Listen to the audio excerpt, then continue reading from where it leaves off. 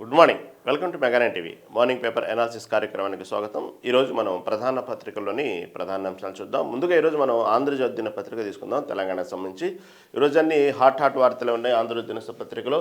ఎందుకంటే నేను తెలుసు ఈ పక్క ఆంధ్రప్రదేశ్లో ఒక రకమైనటువంటి రాజకీయ వాతావరణం ఉంటే ఇటు పక్క తెలంగాణలో మొత్తం ఇంకొక రకమైన రాజకీయ వాతావరణం. రెండు తెలుగు రాష్ట్రాల్లో నిన్నంతా కూడా రాజకీయ వాతావరణం ఉత్కంఠభరితంగా ఒక పీక్ స్టేజ్కి వెళ్ళింది.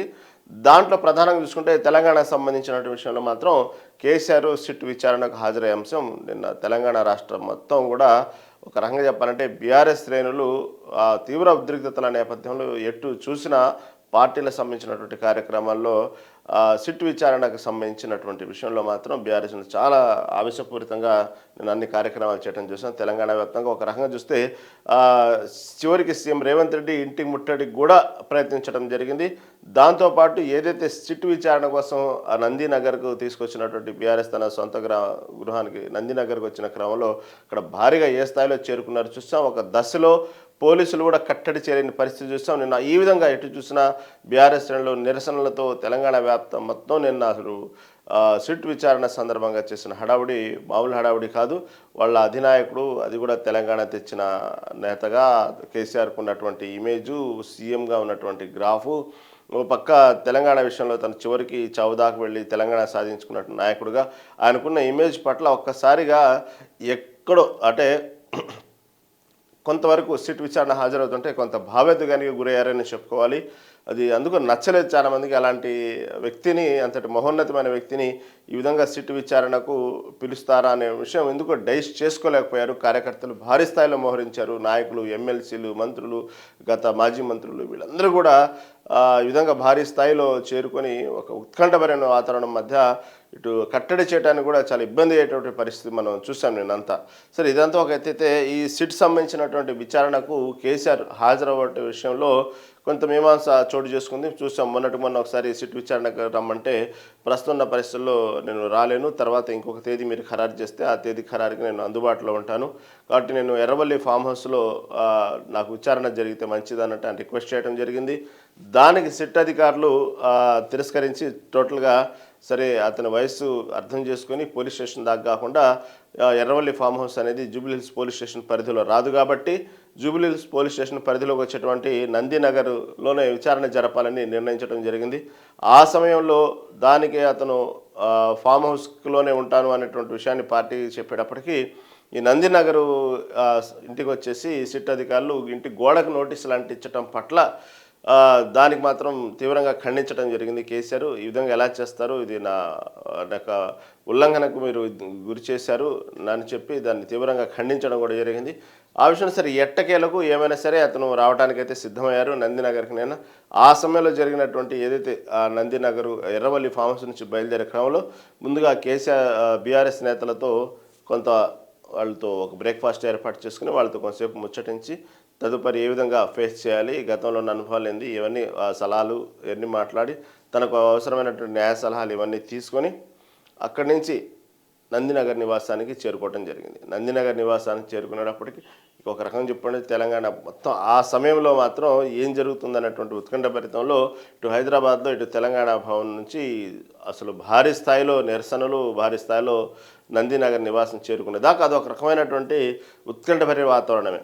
ఎట్టకేలకు నందినగర్ సంబంధించినటువంటి నివాసంలో చేరుకున్నారు. ఆ సమయంలో సిట్ అధికారులు అట్టిటిగా కొంచెం అదే సమయానికి చేరుకోవడం కూడా జరిగింది. వచ్చేటప్పుడు భారీ స్థాయిలో దానికి సంబంధించినటువంటి సాంకేతిక యంత్రాలు, ట్రంక్ పెట్లు ఇవన్నీ తీసుకుని, ఎందుకంటే ఆడియో వీడియో మొత్తం రికార్డింగ్కి సంబంధించినటువంటి యంత్రాలతో పాటు అతను వాళ్ళ దగ్గర ఉన్నటువంటి సాక్ష్యాధారాలు అవి మొత్తం తీసుకొని వాళ్ళకు కావాల్సినటువంటి నందినగర్ కేసీఆర్ నివాసంలోనే వాళ్ళకు అనుకూలంగా పై అంతస్తులో వాళ్ళకు అనుకూలం కావాల్సిన మొత్తం ఏర్పాటు చేసుకుని సిట్ విచారణకు సిద్ధమయ్యారు.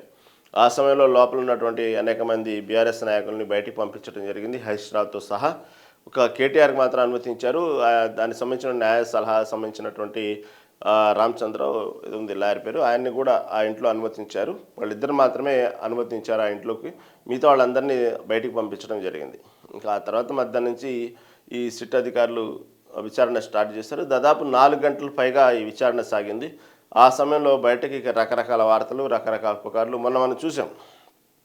హరీష్ రావు సిట్ విచారణ సంబంధించినప్పుడు కానివ్వండి, ఇటుపక్క కేటీఆర్ విచారణ సంబంధించిన కానివ్వండి, అసలు లోపల జరుగుతున్న విషయాన్ని సినిమా దర్శకుల కంటే కూడా ఇంకా ఎక్కువగానే చిత్రీకరించడం చూసాం. అనేక మీడియా పత్రికలు కానివ్వండి, కొంతమంది బయట వచ్చిన వార్తలు కానివ్వండి, అసలు లోపల ఏం జరుగుతుందనే విషయాన్ని అక్కడ ఉన్నటువంటి సిట్ అధికారులకు, ఆ సిట్ విచారణ ఎదుర్కోవడానికి వచ్చినటువంటి నాయకులకు తప్ప ఇంకెవ్వరికి బయటకు తెలియనటువంటి విషయాన్ని కూడా వీళ్ళు బయట ఒక సినిమా ప్లేలో సినిమాటిక్గా అసలు పిన్ టు పిన్ కళ్ళకు కట్టినట్టు వాళ్ళు అడిగే స్టైల్తో సహా చిత్రీకరించడం మనం చూసాం. అది చాలా హాస్యాస్పదమైన విషయం. ఆ తర్వాత దానికి సంబంధించిన విషయంలో హరీష్ రావు విషయంలో కానీ కేటీఆర్ విషయంలో మాత్రం లోపల భలే చిత్రీకరించారు. ఒక చిన్న షార్ట్ ఫిలిం తీసినంతగా చిత్రీకరించి బయట వార్తలు చిత్రీకరించడం, దానికి సంబంధించిన విమర్శలు, రూమర్లు బహిరంగంగా పుట్టించడం చూసాం మనం. ఇక కేసీఆర్ విషయంలో చెప్పేదేముంది. ఇక కేసీఆర్ అనగానే ఉన్నటువంటి ఏదైతే టెన్షన్ వాతావరణము, లేకపోతే ఒక పక్క కావాలని చెప్పి ఎవరైతే అతని పట్ల ఉన్నటువంటి కొంతమంది విమర్శలు, ప్రతి విమర్శలు చేసేవాళ్ళు కానివ్వండి, ఎవరైనా కానివ్వండి, ఇక ఎవరి ఇష్టానుసారంగా వాళ్ళు బయట రకరకాల పుకార్లు, రకరకాల వార్తలు చిత్రీకరించడం మనం చూసాం. దాదాపుగా అటు ఒక రంగు చెప్పాలంటే అందరితో పోలిస్తే కొంచెం కేసీఆర్ని తొందరగానే విచారణ ముగిసిందని చెప్పుకోవాలి. అవసరమైతే మళ్ళీ పిలుస్తామన్నారు. దాదాపు 4 గంటల పైన విచారణ సాగింది. మిగతా వాళ్ళకంటే 7 గంటలు ఇంకా ఎక్కువ జరిగింది విచారణ. ఇతను మాత్రం కేసీఆర్కి, మాజీ సీఎం కేసీఆర్కి మాత్రం ఒక 4 గంటలు మాత్రం విచారణ జరిగింది. అవసరమైతే మళ్ళీ పిలుస్తామన్నారు. ఏదైనప్పుడు కూడా సిట్ అధికారులు కేసీఆర్కి వేసినటువంటి ప్రశ్నలు మాత్రం ఉక్కిరిబిక్కిరి చేశారనే చెప్పాలి. అంతే ధీటుగా కేసీఆర్ కూడా తనకున్న అనుభవాన్ని రంగరించి కానివ్వండి, అతను ఎన్నో చూశారు, జీవితంలో ఎన్నో ఆటుపోట్లు చూశారు. ఇలాంటి అధికారులు, ఇలాంటి ప్రశ్నలు, లేకపోతే అతని అనుభవాన్ని మొత్తాన్ని కూడా అతను ఒక కాన్ఫిడెంటు, చేయని తప్పుని ఏ విధంగా ఎదురుదాడి చేయాలన్నటువంటి విషయాన్ని, ఇవన్నీ కూడా తనలో ఉన్నటువంటి హుందాతనాన్ని, తనకున్నటువంటి ధైర్యాన్ని, ఏ విధంగా అయితే తనకున్న సీఎంగా 10 ఏళ్ళు పరిపాలించిన అనుభవం కానీ, గతంలో ఉద్యమంలో పోరాడిన స్ఫూర్తి కానీ, ఇవన్నీ కానీ అతను సిట్ అధికారులు ఎన్ని ప్రశ్నించినప్పుడు కూడా అతను వేసినటువంటి లాజికల్గా ఇచ్చినటువంటి క్వశ్చన్స్ కానివ్వండి, అతను చేసిన ఎదురుదాడి కానివ్వండి, అది కూడా హైలైట్ అవుతూ ఉన్నాయి. కాబట్టి ఇక్కడ సిట్ అధికారులు వేసిన ప్రశ్నలే కొన్ని ఆలోచింపజేసే విధంగా ఉన్నాయి కొంతమందికి, తటస్థులకు కూడా. అది ఇప్పుడు దాని మీద ఎటువంటి భవిష్యత్తులో ఎటువంటి న్యాయపరమైన చిక్కులు ఉంటాయి, ఎలాంటి సందర్భాల్లో మనం దాన్ని ఎలా అధిగమించాలి, ఇవన్నీ కూడా. ఎందుకంటే సిట్ విచారణ అనంతరం వచ్చి మళ్ళీ అప్పటికప్పుడు కేటీఆర్, హరీష్ రావు వీళ్ళందరూ కూడా న్యాయ సలహాలు ఇచ్చేవాళ్ళు. వీళ్ళందరూ కూడా మళ్ళీ ఇంకోసారి కూర్చొని నెక్స్ట్ భవిష్యత్తులో ఏం జరగబోతుంది, మనం ఏ విధంగా సందిగ్ధం అవ్వాలి, ఇవన్నీ కూడా చర్చించుకున్నారంటే దానికి సంబంధించినటువంటి ఏదో ఒక హడావుడి జరిగితేనే దానికి సంబంధించినటువంటి మొత్తం ఇలాంటి చిన్నపాటి ఒక మీటింగ్ ఏర్పాటు చేసుకుని భవిష్యత్తులో జరగబోయే పరిణామాలు ఏంది, వాట్ నెక్స్ట్ అనే విషయంలో అసలు ఏమడిగారు, ఏం సమాధానం ఇచ్చారు, ఆయనకు సంబంధించిన న్యాయ సలహా సంబంధించినటువంటి న్యాయవాదులు అడగటం జరిగింది. కేసీఆర్ దగ్గర వివరణ తీసుకోవడం జరిగింది. ఆ సమయంలో కేటీఆర్, హరీష్ రావు వీళ్ళందరూ కూర్చొని దానికి సంబంధించిన జరిగిన పరిణామాలు, అసలు ఏమేం ప్రశ్నలు అడిగారు, దానికి సంబంధించిన ఏమేమి సమాధానాలు ఇచ్చారు, కేసీఆర్ ఇచ్చిన సమాధానాల వల్ల భవిష్యత్తులో ఉండేటువంటి ఆల్రెడీ ఇటుపక్క హరీష్ రావు, ఇటుపక్క కేటీఆర్, గతంలో ఇటెలా వీళ్ళందరూ పాల్గొన్న సందర్భాలు, మళ్ళీ బండి సంజయ్ పాల్గొనడం జరిగింది. ఇక దాంతోపాటు అధికారులు ఉన్నారు కదా, భుజంగరావు వీళ్ళందరూ ఉన్నారు కదా, మాజీ ఎస్పీ ప్రభాకర్ వీళ్ళందరూ, వాళ్ళు ఇచ్చిన సమాధానాలు, వీళ్ళు ఇచ్చిన సమాధానాలు, అసలు కేసీఆర్ ఇచ్చిన సమాధానాలు, ఇవన్నీ కూడా కంపేరింగ్ చేస్తూ భవిష్యత్తులో సిట్టు తీసుకునే నిర్ణయాలు, లేకపోతే వాళ్ళు కోర్టు సమర్పించే క్రమంలో భవిష్యత్తులో ఎదురయ్యేటువంటి పరిణామాలు, ఏ విధంగా ఎటువంటి పరిణామాలు ఉంటాయి, ఈ ఇచ్చినటువంటి సమాధానాల వల్ల ఏమైనా న్యాయ చిక్కులు ఉంటాయా, న్యాయపరమైన చిక్కులు ఉంటాయా, ఇది ఎటువంటి పరిస్థితులకు దారితీస్తాయి, లేదు మనం ఇచ్చిన ఆన్సర్స్ సేఫేనా, ఇవన్నీ కూడా కూర్చొని కొంచెం డిస్కస్ చేయడం జరిగింది. కాబట్టి ఇక్కడ ప్రధానంగా ప్రతి తటస్థుడు ఆలోచింపజేసే విధంగా చేసినటువంటి సిట్ ప్రశ్నల వర్షం అయితే నిజమే కదా అనేటువంటి కొంతమందికి ఎక్కడో కొంత పురుగు తోల్చే విధంగానే కొన్ని సిట్ అధికారులు ప్రశ్నించడం జరిగింది కేసీఆర్కి. ఎందుకంటే 10 ఏళ్ళు ఉన్న హయాంలో అసలు మీరు కేవలం మావోయిస్టుల కోసం వాడేటువంటి ఏదైతే ఈ ఫోన్ ట్యాపింగ్ వ్యవహారాన్ని అసలు మీరు ఎందుకు వాడారు, మీరు ఎందుకు ఆదేశించారు, దానికి సంబంధించి అసలు అది ఎక్కడి నుంచి కొనుగోలు చేశారు, ఎవరు ఇన్వాయిస్ మీద తీసుకొచ్చారు, దానికి సంబంధించినటువంటి విషయం, దానికి పర్మిషన్ ఏంది, కేవలం మావోయిస్టుల యొక్క సమాచారం రాబట్టే క్రమంలో మీరు ఈ విధంగా అధికార దుర్వినియోగం చేశారా, లేకపోతే అసలు ఎమ్మెల్యేల కొనుగోలు విషయం ముందుగానే మీకు ఎలా తెలుసు? గతంలో మనం చూసాం కదా, ఫామ్ హౌస్లో ముందుగానే ఎమ్మెల్యేల కొనుగోలు విషయానికి సంబంధించినటువంటి విషయాన్ని అసలు రెడ్ హ్యాండెడ్గా వాళ్ళని బుక్ చేయటం, ఆ తర్వాత ఫామ్ హౌస్లో ఏదైతే ఎమ్మెల్యేల కొనుగోలు సంబంధించినటువంటి కేంద్రం నుంచి పైనుంచి వచ్చినటువంటి కొంతమందిని ఏ విధంగా అయితే రెడ్ హ్యాండెడ్ బుక్ చేసి అదొక స్టింగ్ ఆపరేషన్ చేశారో మనం చూసాం. ఆ తర్వాత దానికి సంబంధించిన ఆడియో క్లిప్స్ విడుదల చేయడం కూడా చూసాం. ఆ విషయంలో మాత్రం అప్పుడే అనుకున్నారు ఎందుకు ఇంత తొందరపాటు అని. ఎందుకంటే దానికి సంబంధించినటువంటి విషయం వీళ్ళకి ఎలా తెలుసు, అసలు ఆ సంబంధించినటువంటి విషయాన్ని ఇటు పక్క పోలీసులకు దానికి సంబంధించిన కోర్టుకు అవగాహన లేకుండానే వీళ్ళు ముందుగానే అసలు ఇవ్వాల్సినటువంటి ఏదైతే సాక్ష్యాధారాలు ఉన్నాయో కోర్టుకు సమర్పించాలి, పోలీస్ స్టేషన్ సమర్పించాలి. వీళ్ళే ముందుగానే మీడియా సమావేశం పెట్టి కొంచెం అత్యుత్సాహం చూపించడం అప్పట్లోనే చాలామంది అనుకున్నారు ఆ అత్యుత్సాహాన్ని. ఇప్పుడు అదే వాళ్లకు మెడకు చుట్టుకునేటువంటి అంశంగా కనబడతా ఉంది. అసలు ఏ విధంగా మీకు ముందుగానే తెలుసు, ఎమ్మెల్యేల కొనుగోలు విషయం మీకు ఎలా తెలుసు, దాన్ని ఈ విధంగానే వాడారా, అప్పుడు ఈ యంత్రాలే వాడారా మీరు, లేకపోతే ముందుగానే మీరు ఆడియో క్లిప్స్ మీకు ఎలా తెలుసు, ఆడియో క్లిప్స్ ఎందుకు రిలీజ్ చేశారు, ఇలా మీరు దాదాపుగా మీ మనుగడ 10 ఏళ్ళు పార్టీ 1-2 సార్లు గెలిచిందంటే, మనుగడ సాగించిందంటే, ఆ తర్వాత వచ్చిన అనేక ఎన్నికల్లో కూడా మీ మనుగడ సాధించిందంటే, బీఆర్ఎస్ పార్టీ ఉన్న 10 ఏళ్ళు విజయఢంకా మోగించిందంటే కేవలం దీని మీద ఆధారపడే మీ విజయాలన్నీ ఉన్నాయా? ఈ విధంగానే బ్లాక్మెయిల్ చేశారా? ఈ విధంగానే అనేక మంది మీ పార్టీలో ఉన్నటువంటి ఎమ్మెల్యేలు పార్టీ మారుతున్నట్లు మీకు ముందుగానే ఎలా సమాచారం అందింది? ఈ విధంగా అనేక మంది రియల్ ఎస్టేటర్లు కానివ్వండి, అనేక మంది అధికారులను కానివ్వండి, ఈ విధంగానే ఈ యంత్రాలు వాడే వాళ్ళ మీద తీవ్ర ఒత్తిడి చేసి మీ బీఆర్ఎస్ పార్టీకి సంబంధించినటువంటి భారీ ఎలక్ట్రల్ బాండ్స్ ఏ విధంగా పార్టీ విరాళాలు చేరినాయో ఇవన్నీ ఈ విధంగా చేరినవేనా? ఇలా అనేక రకాలుగా అతన్ని ఉక్కిరి బిక్కిరి చేయడం జరిగింది. అంతే ఎదురుదాడిగా కేసీఆర్ కూడా ఇవన్నీ నాకు సంబంధించిన కాదు, ఈ విరాళాలకు సంబంధించిన దానికంటే ఒక సపరేట్గా కోశాధికారులు ఉంటారు పార్టీకి సంబంధించి, వాళ్ళ దగ్గర ఉన్నది ఇన్ఫర్మేషన్, అది నాకు సంబంధించింది కాదు, నాకు తెలియదు అనే విషయం కానివ్వండి. ఇటుపక్క ఏదైతే ఏ విధంగా మీకు దీనికి సంబంధించినటువంటి ఈ ఇంటెలిజెన్స్ డిపార్ట్మెంట్ మీ డిపార్ట్మెంట్ ఉన్నదో అదేవిధంగా వాళ్ళు చేయాల్సిన పని వాళ్ళు ఏ విధంగా అయితే విషయాన్ని సేకరిస్తారో అలాగే సేకరించిన విషయాన్ని నన్ను ఆపాదిస్తారంటే అని ఎదురుదాడి చేయడం కానివ్వండి, ఇలా అనేక విషయాల్లో కేసీఆర్ని అయితే సిట్టదిగాలు ఉక్కిరి బిక్కిరి చేస్తే అంతే సమాధానం చెప్పడం కూడా జరిగింది. కొన్ని ప్రశ్నలకు అయితే మాత్రం ఈ విధంగా, ఎందుకంటే కొంతమంది అధికారులు రిటైర్డ్ అయినటువంటి అధికారులను కూడా ఎందుకు 3 ఏళ్ళు ఇంకా అదనంగా పదవులు ఎందుకు కొనసాగించారు అనే విషయాన్ని కూడా లేవనెత్తడం జరిగింది. ఆ సమయంలో కేసీఆర్ అది నాకు సంబంధించింది కాదు, అది పోలీసులు అధికారులకు సంబంధించిన ఆ వ్యవస్థ చూసుకుంటారు, వాళ్ళు ఎందుకు పొడిగించారనేది, అది నా చేతులు ఎందుకు ఉన్నది అనేది తెలివిగా దాటవేసే ధోరణిలో మాట్లాడారనేది కొంతమందికి క్లియర్గా అర్థమైంది. దాంతోపాటు ఇవన్నీ అనేక రకమైనటువంటి విషయాలు, ఈ పార్టీలో విరాళాలు వచ్చిన కానివ్వండి, ఎలక్ట్రల్ బాండ్కి సంబంధించిన విషయాలు కానివ్వండి, ఈ విధంగా ఎమ్మెల్యేలు సంబంధించిన విషయంలో ఇలాంటి బ్లాక్మెయిల్ చేస్తూ అనేక రకాలుగా మీరు కేవలం యంత్రాన్ని మావోయిస్టుల పేరు అనేటువంటి ఒక పేరుతో ఉన్నటువంటి యంత్రాలని వాడేసి ఈ ఫోన్ ట్యాపింగ్కి సంబంధించిన విషయం మీకు అనుకూలంగా మీ పార్టీలో జరుగుతున్న పరిణామాన్ని మీ సొంతంగా వాడుకుంటూ అనేక మందిని బ్లాక్మెయిల్ చేస్తూ పార్టీకి సంబంధించిన విరాళాల్లో భారీగా ఎలక్ట్రల్ బాండ్ల రూపంలో మార్చుకుంటూ ఈ విధంగా ప్రతి పార్టీ విజయం వెనుక కూడా ఈ యంత్రాలనే మీరు ఎక్కువగా వాడుకొని దీని మీదే పార్టీ మనుగడ సాగించింది.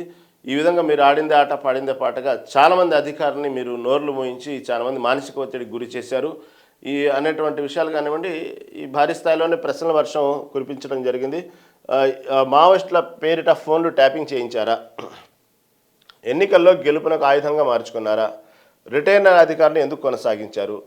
వ్యాపారాన్ని బెదిరించడం వల్లే ఎన్నికల బాండ్లు వచ్చాయి. దీన్ని ప్రధానంగా తీసుకుంటున్నారు, ఎందుకంటే భారీ విరాళాలు ఉన్నాయి దీనికి సంబంధించినటువంటి విషయాలు. బీఆర్ఎస్ పార్టీ ఎలక్ట్రల్ బాండ్ రూపంలో వచ్చినటువంటి విరాళాలు అంతగా ఆ స్థాయిలో వచ్చినాయి అనేటువంటి విషయాన్ని అసలు ఎవరెవరు ఎలక్ట్రల్ బాండ్ల రూపంలో ఇచ్చారు, వారు ఎందుకు ఇచ్చారు, ఏ స్థాయిలో ఇచ్చారు, అప్పుడు ఆ సమయంలో ఫోన్ ట్యాపింగ్ జరిగినటువంటి విషయాల్లో ఎవరైతే ఈ అధికారులు ఎలక్ట్రల్ బాండ్ల రూపంలో ఇచ్చినటువంటి అధికారులు ఉన్నారో వాళ్ళ ఫోన్ నెంబర్లు ఈ ఫోన్ ట్యాపింగ్ అంశాలు ఉండటం వల్ల ఆ తర్వాత కొద్ది రోజుల పరిణామాలు ఈ విధంగా భారీ స్థాయిలో ఎలక్ట్రల్ బాండ్ రూపంలో పార్టీకి విరాళాలు రావడం పట్ల ఇవన్నీ కూడా సింక్ చేస్తూ అనేక సాక్ష్యాలు సిట్టు ముందుంచడం జరిగింది. మొన్న జరిగినటువంటి విషయంలో కూడా ఇదే విధంగా అప్పుడు హరీష్ రావు ఇటు పక్క కేటీఆర్ విచారణ సందర్భంలో కూడా కొన్ని ప్రశ్నలు ఇలాగే లేవనెత్తారు. తర్వాత సంతోష్ రావు విషయంలో ప్రధానంగా తీసుకుంటే ఒక రకంగా చెప్పాలంటే ఆ టైంలో ఉన్నటువంటి సెల్ టవర్తో పాటు వాట్సాప్ మెసేజ్లతో పాటు వీళ్ళు ఎవరెవరు అధికారులు ఆ టైంలో ఫోన్లు చేశారు, ఎవరెవరు వ్యాపారస్తులు ఫోన్ చేశారు, ఈ మొత్తం సంతోష్ రావు ముందు పెట్టినప్పుడు కొన్ని అయితే ఒక రకంగా చెప్పాలంటే డైనమాలో పడ్డారు. ఆ తర్వాతనే కేసీఆర్కు వాస్తవంగా నోటీసులు ఇచ్చింది.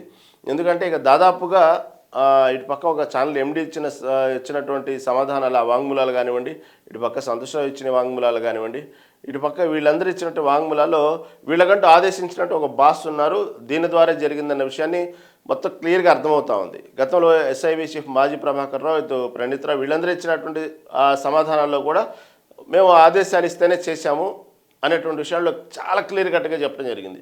ఇంతగా బాస్ ఎవరు అనేది నిన్నటిదాకా తెర ముందు చెప్పలేదు, కానీ వాళ్ళకి చెప్పారు సిట్ అధికారులకు ఎవరు చేశారు, ఎందుకు చెప్పావు, ఆ బాస్ ఎవరు అనే విషయాన్ని. బయటకు మాత్రం ఒక బాస్ చెప్పడం వల్ల ఇవన్నీ జరిగినాయి. ఆ బాస్ ఎవరు అనే విషయాన్ని మాత్రం చిలికి చివరికి కేసీఆర్కి నోటీస్ ఇచ్చేదా జరిగింది. ఇప్పుడు అదే ప్రశ్నలు కేసీఆర్కి వేయటం జరిగింది. వీళ్ళందరూ మీరు అధికారులు ఆదేశిస్తేనే ఇవన్నీ జరిగినాయి అంట, మీరు చెప్తేనే ఇవన్నీ చేశారంటే ఇవన్నీ నిజమేనంటే అర్థమైంది.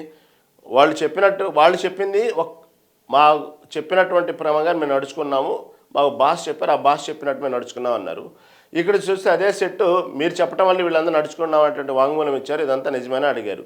అది క్లియర్ కట్గా దాదాపు అక్కడే బాస్ ఎవరంది క్లియర్గా ఇంకా వేరే తెర వెనుక తెర ముందనేది లేకుండా క్లియర్గా అర్థమవుతా ఉంది. దానికి సంబంధించిన విషయంలో ఈ విధంగా ఎందుకు అధికారులను హుకుం జారీ చేశారు, ఎందుకు మీరు చెప్పినట్టు అధికారులు ఎందుకు నడిచారు, ఈ విధంగా ఈ మావోయిస్టులకు సంబంధించినటువంటి సమాచారం సేకరించేందుకు వాడేటువంటి యంత్రాలని ఎందుకు మీరు సొంతంగా వాడుకున్నారు, ఇవన్నీ ప్రతి సంబంధించినటువంటి మీ పార్టీలో ఉన్నటువంటి కొంతమంది నాయకుల మీద మీరు అనుమానంతో ఎందుకు ఇంత స్టింగ్ ఆపరేషన్ చేశారు, ఎందుకు ఈ విధంగా వ్యాపారస్తులను బెదిరించి భారీ స్థాయిలో ఎలక్ట్రల్ బాండ్ రూపంలో మార్చుకున్నారు. దాంతోపాటు ప్రతిపక్ష పార్టీలు ఎవరైతే ప్రధానంగా ఉంటారో ఆ రాజకీయ సమయంలో ఎన్నికల సమయంలో వాళ్ళకి సంబంధించిన ఫోన్ ట్యాపింగ్లు చేయించి వాళ్ళు వేసేటువంటి రాజకీయ ఎత్తుగడల మీద మీరు ఎందుకు సమాచారం సేకరించారు అనేటువంటి విషయాన్ని ఇవన్నీ క్లియర్గా ఆ టైంలో ఆ సమయంలో అది ఈ ఫోన్ నుంచి ఈ ఫోన్కు ఈ విధంగా ట్యాపింగ్ గురైంది. ఆ సమయం కొద్ది రోజులకే ఈ విధంగా భారీ స్థాయిలో పార్టీ సంబంధించినటువంటి ఎలక్ట్రల్ బాండ్ రూపంలో విరాళాలు వచ్చినాయి. ఈ వ్యాపారస్తుల ఫోనే అప్పుడు ట్యాపింగ్ అయింది. చాలా క్లియర్ కట్గా ఎక్కడ కూడా ఇది లేకుండా సిట్ అధికారులు ప్రశ్నించడం జరిగింది. అప్పుడు కూడా ఎమ్మెల్యేల కొనుగోలు విషయంలో కూడా తొందరపడి ముందుగానే సంబంధించినటువంటి ఏదైతే ఫోన్ ట్యాప్లో వాళ్ళు క్యాచ్ చేసినటువంటి వాయిస్ రికార్డు మొత్తం ఉందో అత్యుత్సాహం చూపించి అక్కడే సగం రెడ్ హ్యాండెడ్గా బుక్ అయ్యారు. కానీ ఇవన్నీ కూడా న్యాయపరమైనటువంటి సలహాలు, న్యాయపరమైనటువంటి అనేక ఒక దారి కొంటే దానికి 100 దారులు ఉంటాయి సంబంధించిన విషయాల్లో. ఈ భవిష్యత్తులో ఇదేదో పెద్ద డ్యామేజ్ అయిద్దా అంటే అవ్వకపోవచ్చు. ఏదేమైనప్పుడు కొంతవరకు పారదర్శకతగా అయితే ఈ క్వశ్చన్స్ అడగడం జరిగింది దీనికి సంబంధించిన విషయంలో. దీనికి ఆ సమయంలో మీరు ఎందుకు ఆడియో రికార్డులు ముందుగానే మీకు ఎలా తెలుసు, మీ దాకా ఎలా వచ్చినాయి, ఏ విధంగా వచ్చినాయి, మీరు ఎందుకు బయట పెట్టారు, ఎందుకు రిటైర్ అయిన అధికారులని కూడా ఈ విధంగా అత్యంత పదవులు ఎందుకు కొనసాగించారు 3 ఏళ్ళు. ఎవరైతే మీరు 3 ఏళ్ళు కొనసాగించారో అధికారులని వాళ్ళే ఫోన్ ట్యాపింగ్ చేయడంలో ప్రధాన పాత్ర పోషించారు. మీరు హుకుం జారీ చేయబట్టేనా వీళ్ళందరూ ఈ విధంగా చేశారు. వాళ్ళు చెప్పింది అదే, వాళ్ళు ఎలా చెప్తే మేము అలా చేశాం. పర్టికులర్గా పేర్లు చెప్పారు, బాస్ అని చెప్పారు, వాళ్ళు చెప్పినట్టు మేము చేసామంటున్నారు. మొన్న చేసిన సంతోష్ రావు కానివ్వండి, ఒక ఛానల్ ఎండి సంబంధించిన విషయాలు కానీ వీళ్ళు ఇచ్చిన వాంగ్మూలాలు కూడా దాదాపుగా ప్రతి దానికి చైన్ లింక్ ఉంది. కాబట్టి ఈ విషయంలో ఈ విధంగా భయపెట్టి వ్యాపారస్తు నుంచి భారీ స్థాయిలో మీరు ఎలక్ట్రల్ బాండ్ రూపంలో డబ్బులు తీసుకున్నారని క్లియర్ కట్గా అర్థమవుతుందన్న విషయాన్ని అడగడం జరిగింది. తర్వాత మాజీ సీఎం కేసీఆర్పై సిట్ అధికారి ప్రశ్నలు వస్తుంది. నందీనగర్లో ఇంట్లో 4.5 గంటల పాటు విచారణ ఈ విధంగా ఉక్కిరిబిక్కిరితో అయింది. తర్వాత మళ్ళీ అవసరమైతే విచారణ పిలుస్తామనటం కూడా చెప్పడం జరిగింది. కాబట్టి ఈ నెక్స్ట్ టైం విచారణ పిలిచేటువంటి సమయంలో ఇంకా నెక్స్ట్ న్యాయపరమైనటువంటి ఎలా ఉంటాయి, ఏ విధంగా చెప్పాలి, ప్రస్తుతం చెప్పినటువంటి సమాధానాల్లో ఏమైనా తలనొప్పులు ఉన్నాయా, లేకపోతే దానికి సంబంధించినటువంటి అంశానికి ఒక్కొక్క క్వశ్చన్కి అంటే వరుసగా ఒకళ్ళతో కాదు కాబట్టి ఒకళ్ళకి 4 ఎత్తుకూరుతుంది కాబట్టి ప్రశ్నల వర్షం. ఈ చైన్ లింకులో ఎక్కడెక్కడ దేని ఎక్కడ వాళ్ళకి అనవసరంగా మనం చిక్కాము అనే విషయాన్ని కూడా కొంత డిస్కషన్ జరిగింది. పక్క చూస్తే దీనికి తర్వాత ఈ బీఆర్ఎస్ లీగల్ టీము తర్వాత ఇటు పక్క కేటీఆర్ హరీష్ రావు ఇటు కూర్చొని దాదాపుగా ఇటు మొన్న మాజీ ఐపీఎస్ ఆర్ఎస్ ప్రవీణ్ కుమార్ వీళ్ళందరితో కూర్చొని ఈ సిట్ విచారణ 4 గంటల పాటు ఏం జరిగిందనే విషయాన్ని వాళ్ళతో చర్చించి నెక్స్ట్ మనం తీసుకునే స్టెప్ ఏంది, ఎలా ఉంటాయనేటువంటి న్యాయ సలహాలు ఇవన్నీ కూడా తిరగడం జరిగింది. సరే ఇదంతా ఒక అయితే ఆ సమయంలో ఒక్కసారిగా ఎక్కడ కనబడ్డా కూడా ఆంధ్రజ్యోతికి సంబంధించిన కెమెరాలు కానివ్వండి, ఆంధ్రజ్యోతికి సంబంధించిన రిపోర్టర్స్ కనబడితే మాత్రం భయంకరంగా దాడులు చేస్తూ ఉంటే హెచ్చరించడం జరిగింది. దాదాపుగా ఈ కెమెరామెన్ల మీద, జర్నలిస్టుల మీద అయితే రాళ్లు విసట్టడం, కెమెరాలు పగలగొట్టడం ఇవంతా నానా హంగామా చేశారు నిన్న బీఆర్ఎస్ శ్రేణులు. ఆ విషయంలో మాత్రం అనేక మంది ఖండించడం జరిగింది. ఇటు ఇటు పక్క మంత్రులు కూడా కొంతమంది ఖండించడం జరిగింది. ఇది ఎంతవరకు కరెక్ట్ అనే విషయాన్ని వాళ్ళు ఓపెన్గానే బహిరంగంగానే ఆంధ్రజ్యోతికి సంబంధించినటువంటి ఎవరైనా సరే కనబడితే మాత్రం అటాక్ చేస్తామన్న విషయాన్ని అయితే బహిరంగంగా చెప్పడం జరిగింది. అలాగే వాళ్ళ యాక్టివిటీస్ కూడా నిన్న చూసాం మనం ఏ విధంగా వాళ్ళు మీడియా మీద ఎదురుదాడి చేశారో, కొన్ని కెమెరాలు లాక్కుని ఎలా పగలగొట్టారో ఆంధ్రజ్యోతికి సంబంధించిన విషయంలో.